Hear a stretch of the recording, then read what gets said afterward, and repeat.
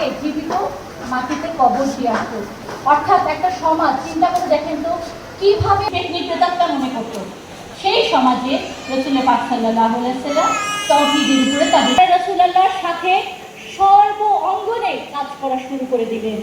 তারা মসজিদের পরিষ্কার, হাসপাতালের নার্স এবং ডাক্তার দুইটা সেবাই দিচ্ছেন। এমনকি রণাঙ্গনে যখন আল্লাহর দিনকে প্রতিষ্ঠা করার জন্য চিন্তা করা যায়। সেই সময়ের সাথে আজকে পুরো কনসেপ্টটা উল্টে যাওয়ার জন্য নারীদের ব্যাপারে কনসেপ্টটা সম্পূর্ণ বিপরীত হয়ে গেছে।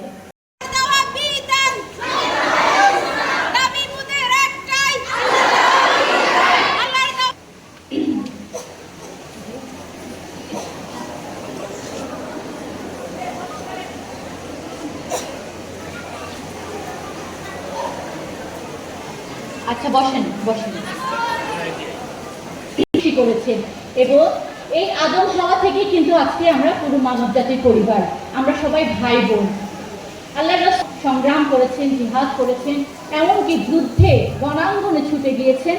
তখন নারীরাও কিন্তু বসেছিল না।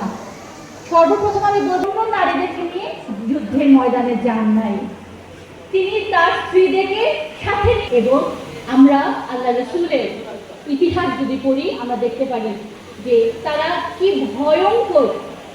বোঝা যায় যে সেই নারীর কোনো সম্মান ছিল না, সেখানে দাস প্রথা ছিল।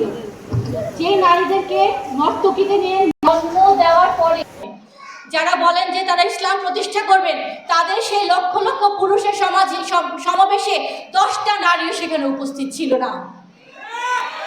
10টা নারীও আমরা হাতে গুনে দেখতে পারলাম না। তাতে বোঝা যায় যে নারীদের ব্যাপারে দৃষ্টিভঙ্গি টপ টু বটম সবার সেম।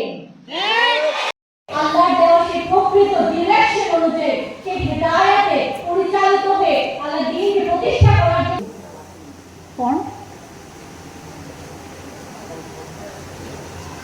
আপনার এতক্ষণ আর ইসলামে সে থাকলো না।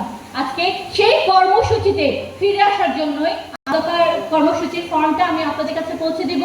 সেটাতে আপনারা আবারও অঙ্গীকার করবেন।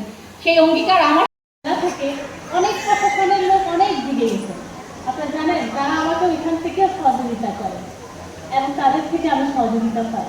অসংখ্য ধন্যবাদ দিচ্ছি যে হিজবুত তৌহিদের জন্ম বাংলাদেশে হয়েছে। হিজবুত তৌহিদ আজকে আপনাদের অধিকারের জন্য মাঠে ময়দানে লড়াই করে যাচ্ছে। আমরা প্রত্যেককে একথাই বলছি যে নারীদেরকে এগিয়ে নিয়ে আসার জন্য আমাদেরকে